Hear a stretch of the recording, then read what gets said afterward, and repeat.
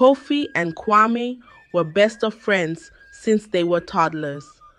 They really loved each other and always shared everything together to the extent of having the same profession. They were both hunters. Together, they hunted for animals for years, and it became clear to the villagers that wherever you find Kofi, you will surely find Kwame, and vice versa. On countless occasions, the villagers would narrate stories of the two friends' unmatched teamwork during hunts, describing how one would track while the other set traps with such precision that they always returned with a bountiful catch. The two friends went to supply bushmeat to a very wealthy man known as Chief Adu one day, and they were received warmly by the chief's daughter Amma. Amma served them food and palm wine. Amma served them food and palm wine and started chatting with Kwame. "You look so handsome," Amma said to Kwame, her eyes sparkling with genuine admiration. "You are extremely beautiful, my lady," Kwame replied, his voice filled with sincerity. They both started giggling and staring at each other with so much love and interest. The chief's household, known for its grandeur and generosity, soon became a second home to Kwame as Amma's affection for him grew deeper. After that day, the relationship flourished, and a few months later, Kwame got married to Amma. Because Amma came from a wealthy home, Kwame also became very rich and lacked nothing. A year after his marriage, his wife Amma gave birth to two bounce. It was from one good news to another for Kwame, and the entire village celebrated with him. Elders and youths alike admired the growing union and called it a match made by the gods. About a year later, Kofi, who was his childhood friend, also fell in love with Adjoa, the orange seller. They got married not too long after, but had no children. Kwame, on the other hand, welcomed another set of twins again with his wife. Kofi and his wife Adjoa prayed and prayed, but they remained childless. Despite their struggles, Adjoa continued to work tirelessly, her oranges becoming a favorite among villagers for their sweetness, yet her heart carried the heaviness of unfulfilled dreams. One day, Kwame, who felt pity for his friend's situation, decided to take Kofi and his wife to a popular fertility herbalist who was famous for helping families have children in their village. The herbalist, known for his deep knowledge of roots and herbs, lived in a small, well-kept compound surrounded by medicinal plants. On getting there, the money required for local testing and herbs was too expensive for Kofi to afford, but his kind friend Kwame paid for it all. Kofi and his wife got tested and were given some herbal drinks to take home. They were asked to return in 2 days for the results of the test. Kofi and his wife went to the herbalist after 2 days and were both told that Kofi was the source of their childlessness. He had what is known as low sperm count. In the modern world, this condition means he won't be able to impregnate a woman easily. "Why me?" Kofi cried, his voice echoing through the herbalist's dimly lit hut. His wife, Adjoa, pacified him, and they left the herbalist. Despite her own heartbreak, Adjoa resolved to stand by her husband through this trial. A week later, Kofi's mother came to visit them. Adjoa was so glad to see her mother-in-law, and as she rushed to meet her and help her with her luggage, a loud slap landed across her cheek. "Isa!" Kofi's mother shouted, her voice filled with anger. Adjoa fell on the ground weeping and devastated. "Mama, I am not God. I also want children," Adjoa said while crying. "You are just useless. I am sure your womb can only carry stones. Very soon I will bring a new wife for my son, and like this, she continued to insult and humiliate Adjoa. The neighbors heard her loud voice and peeked to their windows, whispering among themselves about the family drama unfolding. Throughout all this, Adjoa could have easily revealed that her husband was the cause of their childlessness, but she bore all the insults and blame from her mother-in-law. She didn't want to expose her husband. Kofi returned in the evening, and his mother continued the insults on Adjoa, while telling her son she had found him a very beautiful and fertile wife who would bear him many children instead of the empty barrel he calls a wife. Mama, that is enough.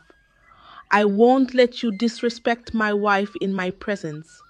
As soon as the sun rises tomorrow, please return to your husband's house. Kofi angrily said to his mother, his tone firm and unwavering. She has charmed my son. His mother began shouting, her hands raised dramatically to the sky. It was hell for Adjoa anywhere she turned to. Even the villagers mocked her for not having a child. 5 years into their marriage, they still had no child. One day, Adjoa was returning from the market carrying so much load. A young boy came to help her with some of the things she was carrying. The boy's mother saw him and rushed out to pull the boy away from helping Adjoa. If you need a child to assist you, why don't you give birth to one? The woman said, her tone laced with scorn. Tears began to drop from Adjoa's eyes as she walked home, her head bowed in sorrow. One midnight, Kofi woke his wife. I want to discuss something with you, he said, his voice low and hesitant. What is it, my husband? Adjoa asked him, her heart racing with anticipation. I need you to do something for me, Kofi replied. What do you need? You know I will do anything for you, Adjoa confidently said, her loyalty evident. In tears he continued, I want you to have an affair with another man so you can get pregnant. May the gods forbid. Why would you think of such? She angrily said, her voice trembling with shock and disappointment. Kofi proceeded to persuade her. He said it would be a secret between them and no one would know about it. Adjoa was so disgusted, she said she wouldn't involve herself in anything relating to fornication. She also added that when it was time, the gods would give them children. Kofi argued that time wasn't on their side anymore, and according to the herbalist, his low sperm count would make having children very difficult. He also added that he was tired of hearing everyone blaming Adjoa for something that isn't her fault. Doing this would take away all our shame, Kofi cried, his face buried in his hands. Adjoa angrily left him in the room that night. Ever since then, Kofi stopped eating at home. He stopped talking to his wife for over 2 weeks. When Adjoa got tired of his cold shoulder, she decided to do what he wanted. Okay, if it will make you happy, I will do as you wish, Adjoa told him one morning, her voice heavy with resignation. He was overjoyed, and he hugged her tight while saying, thank you, my wife. Adjoa asked a question, what if the man I do this with comes back to ask for his child? Kofi didn't know what to say. After some time, he finally replied, I think we need to look for a man that we trust, someone with an upright character. For days they thought about who they could trust to help them out, but Kofi later informed Adjoa he thinks his friend Kwame would be perfect for this. Ha! Your friend Kwame, Adjoa said, disgusted by the thought of it alone. Kofi claimed Kwame is like his brother, and he was sure he would be perfect for this. He also added after all Kwam's wife gave birth to twins 3 times in 6 years. Adjoa agreed, and Kofi promised to speak to Kwam later that week. 3 days later, Kofi tried this before a confused-looking Kwame. Kwame instantly rejected, but Kofi didn't want to take no for an answer. He also threatened to commit suicide if Kwame didn't help him impregnate his wife. Please sleep with my wife. It is only you I trust, Kofi said in tears. After days of back and forth, Kwame finally agreed to help his friend.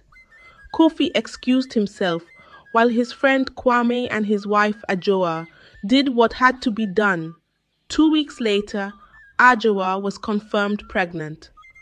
Kofi was very happy about this news, and when her belly began to grow, it became the talk of the village. Adjoa's pregnancy brought mixed reactions from the villagers. Some whispered words of congratulations, while others raised eyebrows in suspicion. After 9 months, she gave birth to a bouncing baby boy. The baby was later named Oli, but things took a sad turn after Oli clocked 2 years. Kofi began to beat the 2-year-old boy at any given and ungiven opportunity, down to beating the boy for not eating fast enough. Adjoa always tried to plead with Kofi by reminding him Oli is still too young to be treated that way. But Kofi would always say, "Are you trying to say he is not my son? Or I don't know what is good for my son? Or I don't know what is good for my son anymore?" Adjoa was always quick to retreat whenever Kofi gaslit her this way. As the child grew, Kofi's hatred for the boy also grew. The year he clocked 7, Kofi beat him for playing ball without wearing slippers. He even stepped up his wickedness by putting pepper in the young boy's nose. Adjoa did nothing about this. She was totally helpless. Oli's body was filled with various skin marks from his father. As his mother was applying ointments to his wounds, one day Oli used the opportunity to ask her if Kofi was truly his father. Adjoa was terrified by this question, but she quickly said, "Why would you think of such a thing? He's your father. He corrects you because he loves you." Oli looked so confused as to why his own father treated him this way. Days turned to weeks and weeks to months. Oli, now 19 years of age, wanted to start an Ankara fabric business. He begged his father for some money, but he refused to give it to him. His mother promised to try her best to get him the money in 3 months, so he just had to be patient. The following week, Kofi's best friend Kwame came to visit them with his wife. Adjoa prepared food for them, and Kofi asked Oli to go get some drinks for their visitors. Oli returned with the drinks, placed them on the table. Ali returned with the drinks, placed them on the table, and left to bring some cups. As he got to the sitting room, one of the cups dropped and broke on the floor. "See, this imbecile of a boy!" Kofi shouted in front of the visitors. He immediately gave Oli a slap, kicked him, and hit his head on the wall. Adjoa started crying. Even Kwam's wife screamed, "Kofi, please stop!"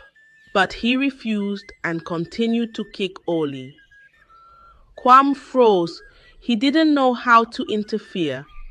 Amma begged him to stop his friend, and as he tried to pull Kofi from Oli, Kofi shouted, "He's my son, isn't he? You have no right to tell me when to stop beating my own son." Kwam and his wife Amma left angrily that evening.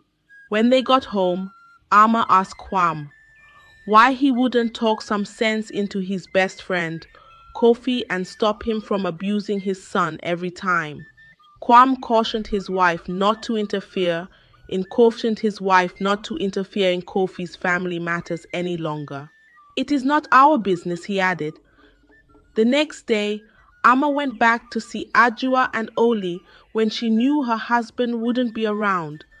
She went with fruits and various healing medicines. She advised Adjoa to take the boy away from the house and maybe send him to her relatives. Kofi will kill me if I try such a thing, Adjoa fearfully said. Oli, who was listening to the conversation, also agreed with what Amma had proposed. He begged his mother to let him leave, but she refused. Oli looked frustrated. He narrated how his father refused to give him money to start his trade, and now he feels very useless. Hearing this, Amma asked him how much he needed for the Ankara fabric business and immediately gave him the money with some extra change. He thanked her and Amma left. Later that evening, Kofi saw Oli as he was talking to a man who sold Ankara in the village. He immediately knew that for Oli to be speaking to that man, he already had some money and might be preparing to start a business. So he rushed to the boy's room and searched everywhere. 5 minutes into the search, Kofi found some money under Oli's bed money that looked enough to start a business. He immediately started a fire in the front yard and started burning the money, one after the other. Oli saw the fire and rushed to the house. He saw his father burning money and ran to check where he kept the money Amma gave him. It was nowhere to be found. "I am finished," he screamed. He returned to the fireplace and started begging his father to stop burning the money. Kofi pushed him away and continued laughing wickedly. Oli cried his eyes out as he watched his father burn the money helplessly. Adjoa returned from the market and saw a broken son. Oli narrated what happened and instantly told his mom he would be running away from home.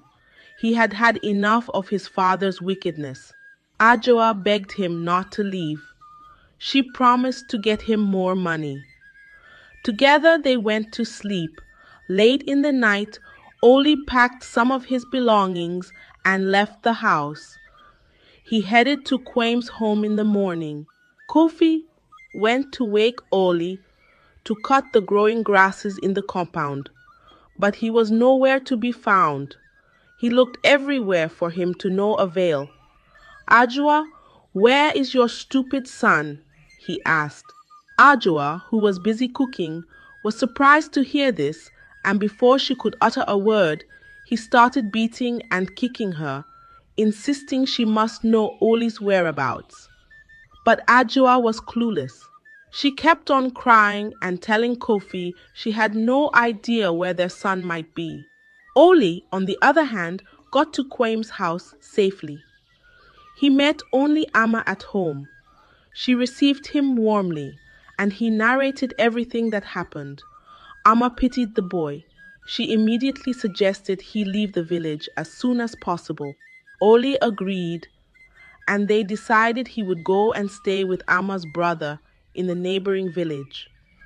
"You shouldn't travel today, so stay here, and very early tomorrow morning you can leave for my brother's place."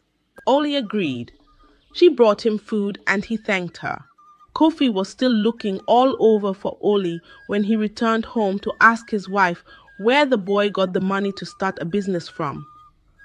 Adjoa lied at first that she gave him the money, but Kofi didn't believe her, and he started another round of beating on her.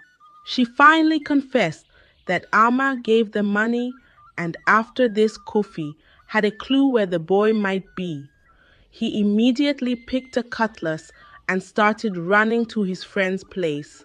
As Oli was eating, Kwame came in and was surprised to see him. They exchanged greetings, and he went into the room to ask his wife Amma about what was going on. Amma narrated everything, and Kwame reminded her he had warned her not to interfere in his friend Kofi's family affair. Amma argued that she couldn't just stand by and watch. "The entire village keeps watching the way your friend Kofi treats his son, and no one has tried to do anything. I am tired of just watching," she added. Kwame was still wrapping his head around the whole issue when they heard a heavy knock on their door. It was Kofi. He started screaming, "Kwame, bring out that bastard. Bring out my son," or Ollie stopped eating and ran inside the visitor's room. Amma opened the door and Kofi came in, looking around for his son. "Kofi, your son is not here," Amma said angrily. Kwame came out and Kofi immediately started shouting at him to bring out his son wherever he was hiding him. "Kwame, if you don't bring out that boy, I will expose you," Kofi threatened. "Expose what?" Amma asked, looking confused.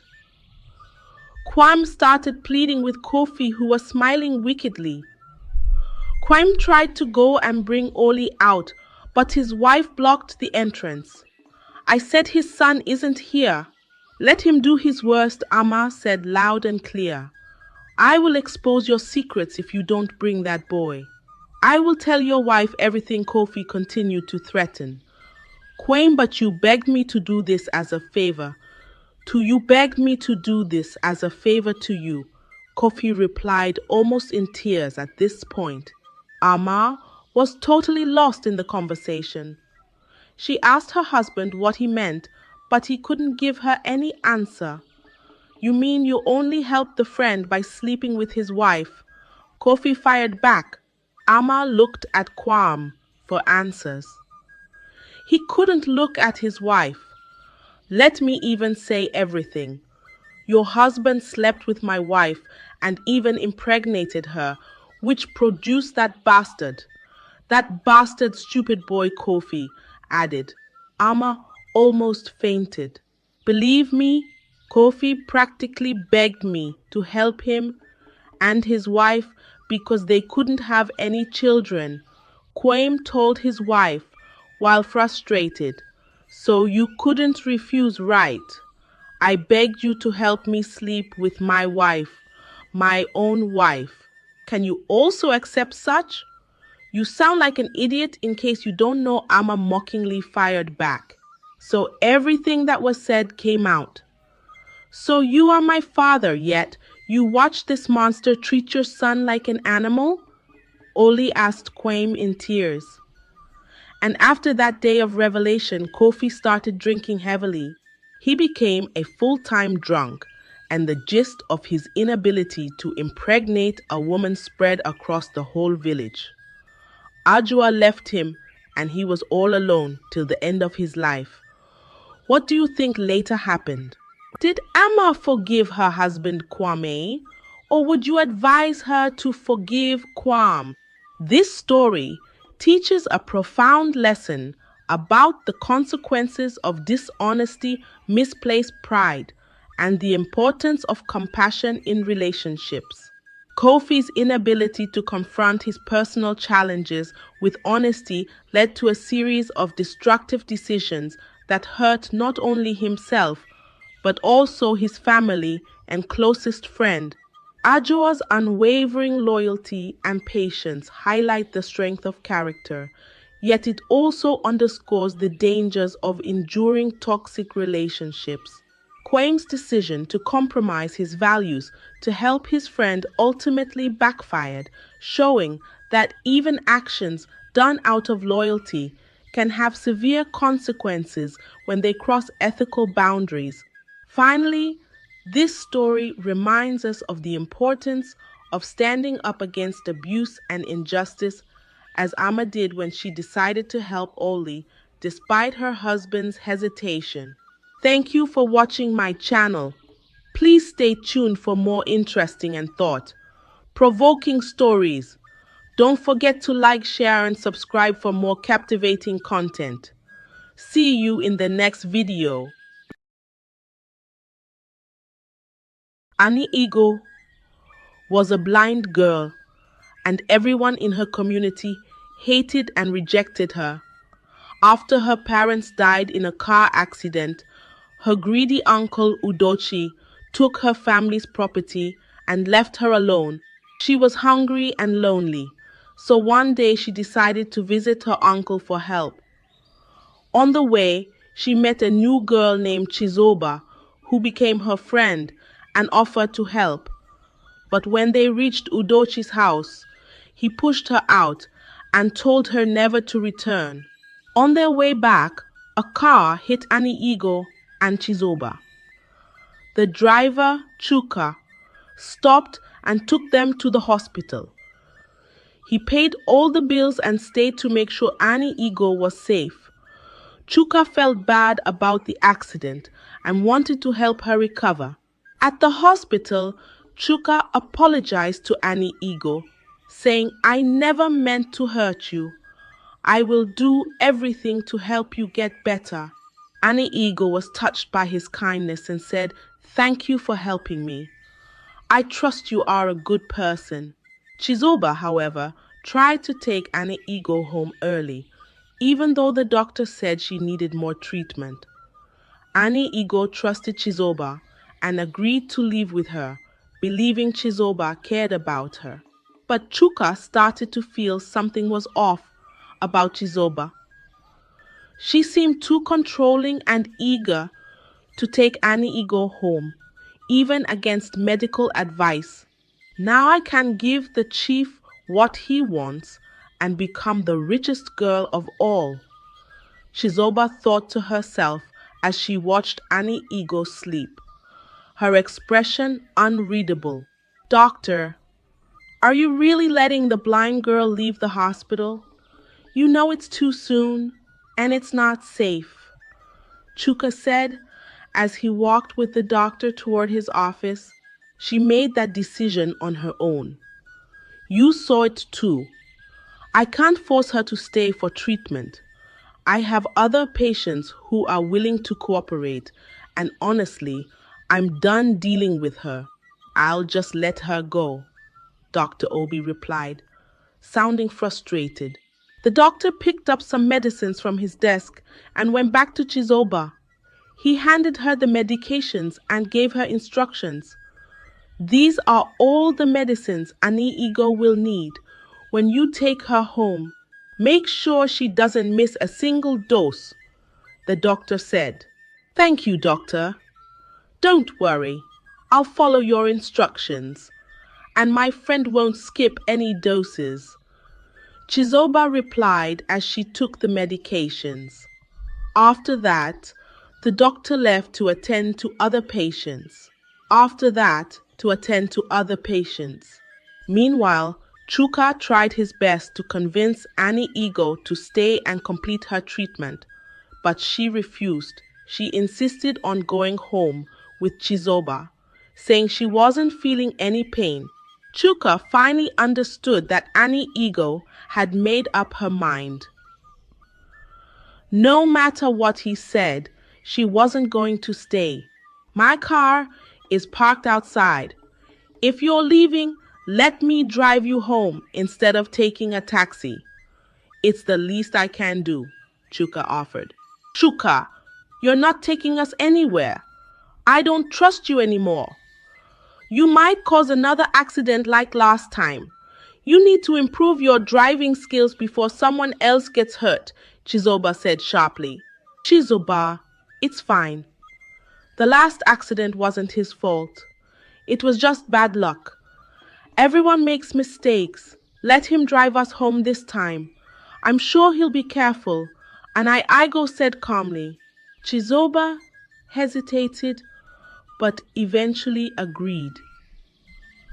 She didn't want to argue further, as it might raise suspicions. "All right, Chuka, you can drive us, but be careful. Don't put our lives at risk," she said with an annoyed expression. Chizoba helped Anigo get out of the hospital bed. Anigo looked weak and moved slowly, but she pretended to be fine.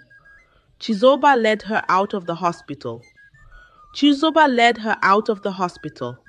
Chuka quickly packed their remaining belongings and took them to the car. He stood by the car, waiting for Chizoba to bring Anigo. Chuka felt uneasy, thinking it might not be safe for Anigo to leave the hospital. Once everyone was in the car, Chuka started driving.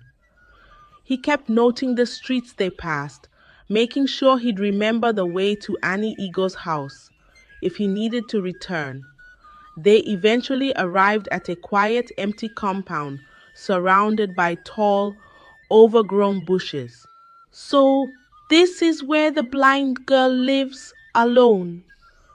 She's been through so much, Chuka thought as he got out of the car, his gaze lingering on the worn-out walls of the small house. Thank you for everything, Chuka. I'm fine now that I'm with my friend. I appreciate all you've done, Ani Igo said as they entered the house. Chizoba scanned the room carefully, observing every corner. The house was simple, with a single table and two wooden chairs. She was lost in thought when she felt someone tap her shoulder. She turned around and saw Chuka. I'll be leaving now. Take good care of her and call me if there's an emergency, Chuka said. I don't think I'll ever call you. I can take care of my friend, myself, Chizoba replied coldly. I don't know why you think I'm a bad person. I just want the best for her, Chuka said softly. After that, Chuka left and drove home. His mother, Amaka, was furious.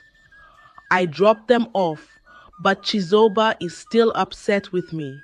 I don't understand why, Chuka said. My son, that Chizoba, is hiding something. I don't trust her, Amaka replied, her eyes narrowing as she spoke. Mom, I think you're right. Ani Igo shouldn't be with someone like her. I feel like she's planning something, but I can't figure out what, Chuka said, pacing the living room. Whatever it is, it's not your problem. Stay out of it, Ameka warned, her tone firm. But, Mom, stay out of it, Chuka. Focus on finding a new job, Amaka insisted. All right, Mom, Chuka said as he walked upstairs. But in his mind he thought, I need to keep an eye on Ani Igo. Back at Ani Igo's house, Chizoba said, Ani Igo, you should take a bath. I'll fetch some water for you. Just sit and relax. Chizoba, I don't know what I'd do without you. Thank you for everything, Ani Igo said with a smile. I'm always here for you, Chizoba replied as she went outside with a bucket. Once outside, Chizoba made sure no one was around. She took out her phone and called the chief. Hello, Chief, she said. Chizoba, what's the update? The chief asked. The target is completely under my control. Everything is going as planned, Chizoba replied confidently. Good job. I'll be expecting the package, the chief said. Chizoba ended the call. She grabbed the bucket of water and returned inside the house.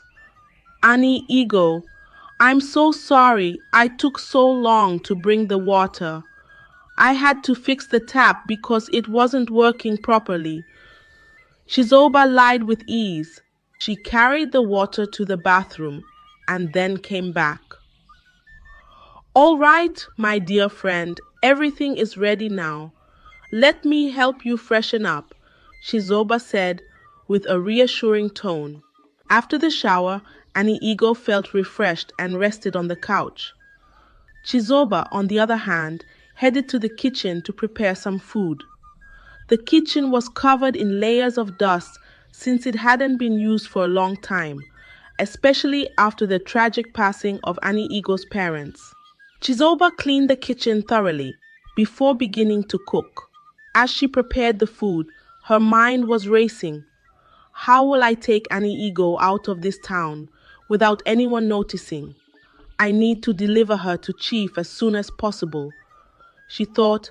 She quickly prepared boiled yam, which she had purchased while they were on their way home earlier.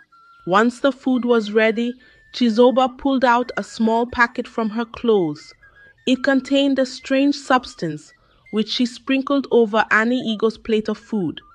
Smiling wickedly, she whispered to herself, "Sweet dreams, blind one." Chizoba carried the food to Annie Eagle with a cheerful voice, saying, "Hey, guess what? The food is ready. I made a delicious boiled yam for you. Come on, have a taste." And I go, completely trusting Chizoba, had no idea about the substance in the food. She happily ate it, enjoying the first proper meal she had in a long time. However, not long after eating, Annie Eagle started to feel uneasy. She struggled to sit upright. "Chizoba, something doesn't feel right. I think I'm getting very sleepy." She trailed off mid-sentence and fell asleep on the couch. "Perfect timing," Chizoba exclaimed. "Now I can search for what I need without any interruptions." She wasted no time and began searching the entire house. Chizoba combed through every corner for nearly 30 minutes but didn't find what she was looking for. Frustrated, she decided to check the second room. Just as she was about to enter, there was a knock at the door. Quickly, Chizoba rushed to cover Annie Eagle with a blanket, making her look as though she was peacefully asleep. She composed herself and went to answer the door. Standing there was Chuka. "Chuka, what are you doing here? You were just here a few hours ago. Why are you back?" Chizoba asked, irritation clear in her voice. "I just wanted to check on Annie Eagle one more time before heading to bed," Chuka replied, trying to look past Chizoba and into the house. "Well, that's nice of you, but Annie Eagle is already asleep. She doesn't need any disturbances. Please just go home and don't come back. I told you I can take care of her," Chizoba said, blocking his view. "Can I at least see her? Just to make sure she's safe," Chuka insisted, still trying to peek inside. "Are you saying I'm not capable of taking care of my friend? Or do you think she's not safe with me? I won't tolerate such accusations from you anymore," Chizoba snapped angrily. Realizing he wasn't going to win this argument, Chuka reluctantly walked back to his car and drove off. Watching him leave, Chizoba muttered under her breath, "That man is becoming a real problem. If he keeps interfering, I may have to get rid of him. I won't let anyone ruin my plans." She slammed the door shut and returned to the second room to continue her search. After a few more minutes of searching, Chizoba finally found what she was looking for, a small box hidden in a drawer. She held it up and smiled. "This is exactly what Chief wanted." "Mission part 1 complete," she said triumphantly. Excited, she pulled out her phone and called Chief. "Hello, Chief," she said. "Chizoba, do you have any updates?" Chief asked. "Yes, Chief. I found the box you mentioned. It's safe and intact," Chizoba replied confidently. "The box isn't as important as the blind girl. I need her here within 2 days. Bring her to me tomorrow," Chief said bluntly, before hanging up. Chizoba stared at the phone, annoyed. "If the box isn't important, why did he make me look for it? Chief can be so confusing sometimes," she muttered. She began pacing the room, thinking, "How will I get Annie Igo out of this town without anyone noticing?" Meanwhile, Chuka was at home, unable to sleep. He kept tossing and turning, thoughts of Chizoba filling his mind. "She's definitely hiding something, and I'll find out what it is," he said to himself before eventually falling asleep. The next morning, Chizoba woke up and dressed in a completely different outfit. Today is the day I'm taking Anigo to Chief. Whether she wants to go or not, she thought. Chizoba went to wake Anigo and said, "We're going on a little trip to a faraway place." "A faraway place? Why are we going there?" Anigo asked, confused. "It's been so long since you went out. I want to take you somewhere special so you can enjoy yourself like everyone else," Chizoba said, forcing a smile. "That's so kind of you. I'm truly grateful for everything you've done for me. You've treated me like family, even though we've only just met," Igo replied with a smile. "Don't worry about it. Let's go now so we can get there on time," Chizoba said, helping Anigo out of the house. The early morning darkness worked in Chizoba's favor, as most people were still asleep. Chizoba led Anigo to a car she had hidden nearby. Since Anigo was blind, she couldn't tell whose car it was or who was driving.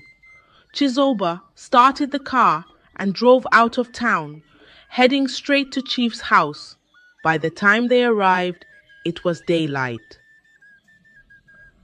The gate to Chief's house opened, and Chizoba drove inside. She helped Anigo out of the car and led her into the house. "Anigo, we're here. You're going to have a great time here," Chizoba said with fake enthusiasm. "Oh, really? I'm so happy you brought me out," Anigo said, smiling. Chizoba led Anigo into the living room and waited for Chief to appear. After a few moments, an older man entered, smiling warmly. "Chizoba, I knew you wouldn't disappoint me." "You've done well," Chief said. "Yes, Chief. This is Anigo, and she's yours now. You can do whatever you want with her," Chizoba said. Anigo, confused and frightened, asked Chizoba, "What's going on? Why did you bring me here?" "Shut up, Anigo. From now on, you belong to Chief. Do as he says," Chizoba barked. Tears streamed down Anigo's face. "How could you do this to me? I trusted you.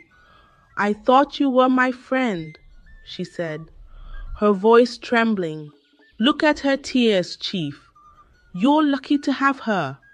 "She's stunning," Chizoba said mockingly. Chief grinned.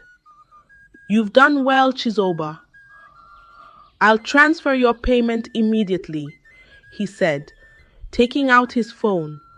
After confirming the transaction, Chief said, "Now, take her to my room. I want to enjoy what I just bought."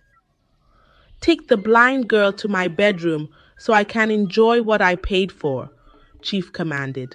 These words sent a chill down Anigo's spine. She thought about running, but being blind, she couldn't see her way. Fighting back wasn't an option either. How could she fight without sight? She fell to her knees and began begging the Chief. "Please, I'm just a poor blind girl. I have nothing to offer you. Don't do this to me, please," Anigo pleaded desperately. The Chief smirked. "Oh, you have something very special to offer me. Don't worry, you might even enjoy it too," he said with a cruel laugh. Then he turned to Chizoba. "Take her to my bedroom." Anigo turned her face towards Chizoba. "Chizoba, I know you're still a good person. There's kindness in you, I know it. Please don't let him do this to me. I'm a woman like you," she pleaded, tears streaming down her face. "Keep quiet, beautiful one, and don't call me your friend anymore. Nobody is coming to save you. Just listen to the Chief and do whatever he says," Chizoba said coldly. She grabbed Anigo and started dragging her toward the bedroom. Annie Ego tried to pull back, but she was too weak compared to Chizoba. All she could do was cry and beg, but Chizoba ignored her pleas. Instead, she mocked the blind girl, making cruel jokes about her helplessness. Chizoba pushed Annie Ego into the bedroom and locked the door behind her. She returned to the living